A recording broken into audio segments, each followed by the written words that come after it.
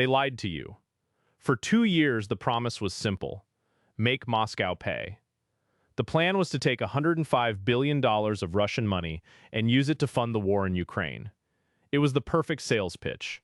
Justice without the price tag. But at 4 a.m. on December 19th, that promise died.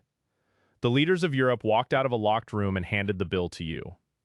Instead of seizing Russian cash, the EU is borrowing $90 billion. That is debt that European taxpayers, and by extension the global economy, will have to service for decades. This isn't just a line item on a budget, it is a direct transfer of liability from a sanctioned state to your household balance sheet. Every dollar borrowed is a dollar of future inflation, yet the press briefing treated it like a technical adjustment. Why did they switch the price tag from Putin to the public? Because they walked into a trap I call the Symmetry of Ruin. It is the financial equivalent of the Cold War doctrine of mutually assured destruction, but instead of nukes, the warheads are sovereign defaults. The system realized that firing the first shot would blow up the shooter's own banking sector.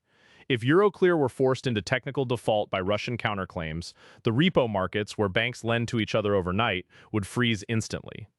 We are talking about a liquidity heart attack identical to the Lehman Brothers collapse, but on a continental scale. To understand why this happened, you have to ignore the politicians and look at the plumbing. Since 2022, the West has locked down about $260 billion of Russian assets. Most of it, $191 billion, sits in Belgium, inside a company called Euroclear. If you don't work in high finance, you've never heard of Euroclear. Think of it as the central vault of the European economy. It holds $37 trillion in assets. To put that $37 trillion in perspective, that is roughly double the GDP of the entire European Union. If you sever the arteries of this institution, you don't just get a recession, you get a complete cessation of cross-border liquidity.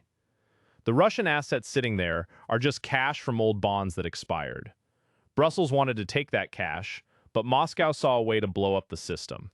1 week before the summit, the Russian central bank sued Euroclear in Moscow for $229 billion. They argued, "You have our money, so you are in default." Now you might think, who cares what a Russian court says? Here is the trap. Western banks still have billions of dollars stuck inside Russia. These are called Type C accounts. Think of them as hostage accounts. These Type C accounts are essentially financial purgatory where dividends and interest from Western investments are trapped by Kremlin decree. Russia didn't just freeze this money, they turned it into a loaded gun pointed at the balance sheets of Deutsche Bank, Societe Generale, and Barclays. The Kremlin's message was simple. If you steal our $105 billion in Belgium, we will bankrupt Euroclear by seizing the $229 billion belonging to your banks in Moscow.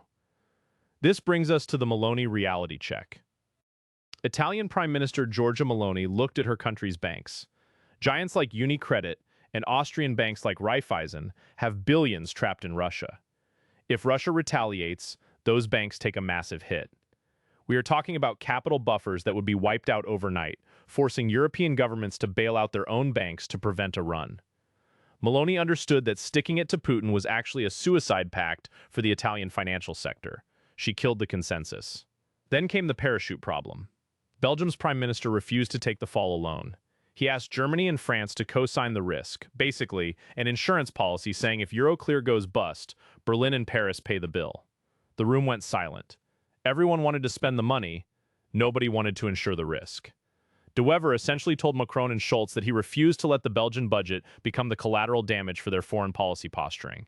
Without that signature, the legal exposure of Euroclear exceeded the entire annual tax revenue of the Belgian state. But the final nail in the coffin was a piece of paper from 1989.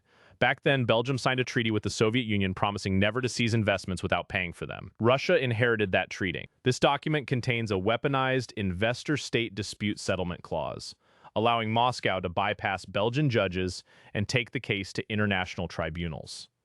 The text explicitly defines expropriation so broadly that even a temporary seizure of interest profits counts as a theft, requiring immediate, full market value repayment.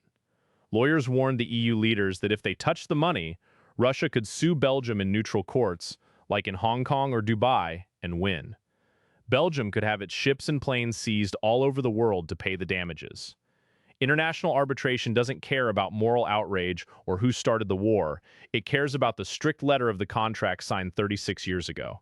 If Belgium ignored this, they would become a pariah in the global legal system, effectively uninsurable for future trade deals. On top of all this, the incoming Trump administration sent a quiet message: freeze it, don't seize it. They want those assets as a bargaining chip to force a peace deal. If you spend the money now, you lose the leverage later. The logic is cold but undeniable. You cannot trade a chip you have already cashed in. By keeping the money in limbo, the West retains the ability to offer Russia a financial off-ramp, which is the only language the new administration is interested in speaking. So here's the result. To avoid the lawsuit, to save the banks, and to keep the U.S. happy, Europe pivoted to debt. They are issuing $90 billion in bonds. The Russian assets stay frozen, but they remain untouchable. The narrative that the aggressor will pay has shattered against the hard wall of financial reality. The system looked at the risk of breaking its own rules and decided it was safer to tax you instead. They proved that the structural integrity of the global banking system is more important to them than the outcome of the war. The revolution will not be funded by seized assets. It will be funded, as always, by your debt. Ultimately, this is a lesson in hierarchy. We like to pretend that democracy drives the economy, but December 19th proved that the ledger drives the democracy. When faced with the choice between breaking the legal inviolability of the banking system or breaking the promise to their voters, the choice was instant. The structural integrity of Euroclear and the sanctity of the repo markets were deemed too big to fail, while your tax bill was deemed acceptable collateral. The system protected itself, proving once again that in the high-stakes poker game of geopolitics, the house doesn't just win, it sends you the invoice.